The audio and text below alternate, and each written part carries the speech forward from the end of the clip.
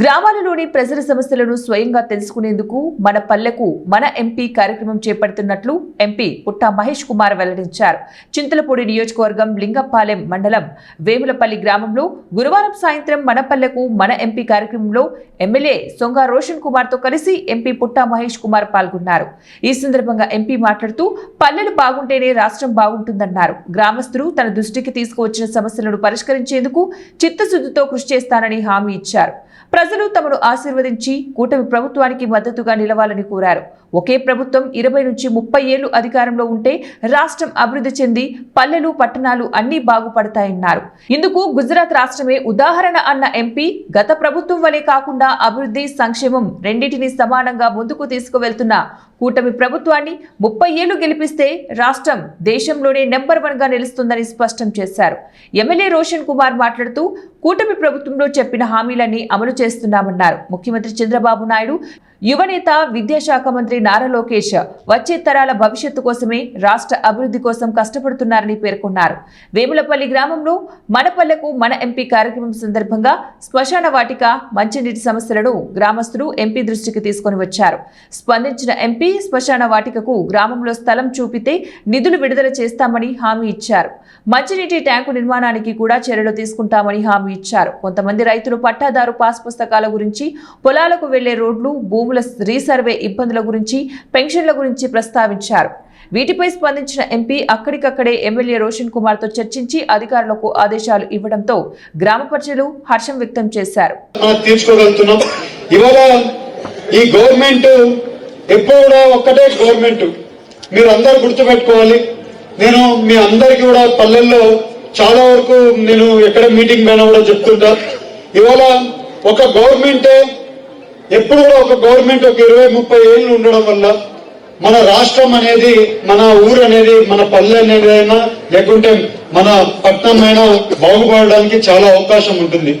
ఎందుకంటే ఇవాళ పైనసారి ఒక 5 ఏళ్ళు గవర్నమెంట్ ఒక గవర్నమెంట్ చూశారు, అలాగే మళ్ళీ ఇప్పుడు ఇంకో గవర్నమెంట్ చూస్తారు, మళ్ళీ ఇంకొక గవర్నమెంట్ చూస్తా మీరు ఎవరికి పడితే వాళ్ళకి ఓట్లు వేసుకుంటా వెళ్ళిపోయారంటే ప్రాబ్లం వచ్చేది ఎవరికి కాదు, మీకే. ఇవాళ మంచి ప్రభుత్వం ఉంది, మీ దగ్గరికే నాయకులు వస్తున్నారు, మీ దగ్గర మీ సమస్యలు వినడానికి నాయకులు వస్తున్నారు. పాత గవర్నమెంట్ లో మీరు చూస్తే ఎక్కడ కూడా నాయకులు కాదు కదా, వాళ్ళ పిఎలు కూడా కనిపించే పరిస్థితి లేదు. ఇవాళ మీరు అందరూ గుర్తుపెట్టుకోవాలి, మీ అందరి సమస్యలు తెలుసుకోవడానికే మేము అందరూ నాయకులు వచ్చాం. మీరందరూ గెలిపిస్తే నాయకులు అని తప్పితే ఇక్కడ నిలబడి పెత్తనం చేయడానికి రాలేదు. మీ అందరికీ కూడా పనిచేయడానికి వచ్చాం. అదే రకంగా మీరందరూ కూడా ఆలోచించండి, మీ గ్రామాలలో ఇవాళ ఇంకా మనము రోడ్లు వేసుకోవడంలోనే ఉన్నాం. అదే ఒక్కటే గవర్నమెంట్ కంటిన్యూస్ గా ఉండడం వల్ల ఎప్పటికెళ్ళే ఒక గవర్నమెంట్ వస్తే ఒక కొత్త సిస్టమ్ వస్తుంది, మళ్ళీ ఇంకొక గవర్నమెంట్ వస్తుంది, ఈ గవర్నమెంట్ కి నచ్చలేదని వాళ్ళు ఇంకొక సిస్టమ్ తెస్తారు. దానివల్ల ఎవరు ఎఫెక్ట్ అవుతున్నారంటే ప్రజలు ఎఫెక్ట్ అవుతున్నారు. ప్రజలంటే ఎవరు ఎఫెక్ట్ అవుతున్నారు? గ్రామాలలో ఉండే ప్రజలు ఎఫెక్ట్ అవుతున్నారు. గ్రామాలలో ప్రజలు ఎఫెక్ట్ అయితే ఆ పల్లె ఎఫెక్ట్ అయిపోతుంది. అది కాదు కదా. మనం అందరం కూడా గ్రామాలలో బాగుండాలంటే ఒక్క గవర్నమెంట్ ని ఒక 20-30 ఏళ్ళు ఒక్కటే గవర్నమెంట్ పెట్టుకోవడం వల్లే మన పల్లెలు బాగుపడతాయని కూడా మీ అందరికీ చెప్తున్నాం. మీరందరూ గుర్తుపెట్టుకోండి, పల్లెలు ఎట్టి పరిస్థితుల్లో ఒక్క గవర్నమెంట్ నే పెట్టుకోవాల్సిన అవసరం ఉంది.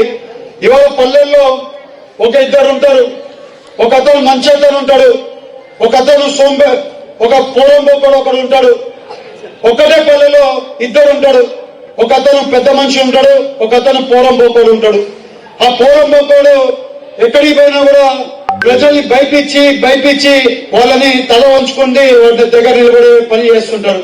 అదే పెద్ద మనిషి ఎవరు వచ్చినా కూడా వాళ్ళ ఇంటి దగ్గరికి వచ్చినా వాళ్ళకి ఏది సమస్య ఉందని గ్రామ ప్రజలు వాళ్ళ దగ్గరికి వస్తే ఆ గ్రామ ప్రజలకి సమస్యలు తీరుస్తుంటాడు. అలాంటి ఎంచుకోకుండా వీడు భయపించేటోని ఎంచుకున్నారనుకుంటే అప్పుడు మన గ్రామాలలో అభివృద్ధి అనేది ఎలా ఉంటుందో మీరు ఆలోచించాలి. పైన సరే 5 ఏళ్లలో ఆ బెదిరించేటోళ్ళని మీరు ఎన్నుకోవడం వల్ల చాలా ఇబ్బంది పడ్డాం.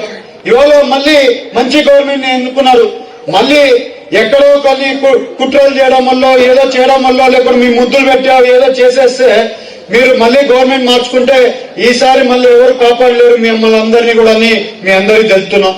నేను ఎందుకు చెప్తున్నా మీ అందరికీ కూడా, నేను గ్రామాలలో బాగుండాలి, ఇవాళ గ్రామాలలో ఎంతెంతో అమౌంట్లు ఇచ్చి ఎమ్మెల్యే గారు పనులు చేస్తున్నారు.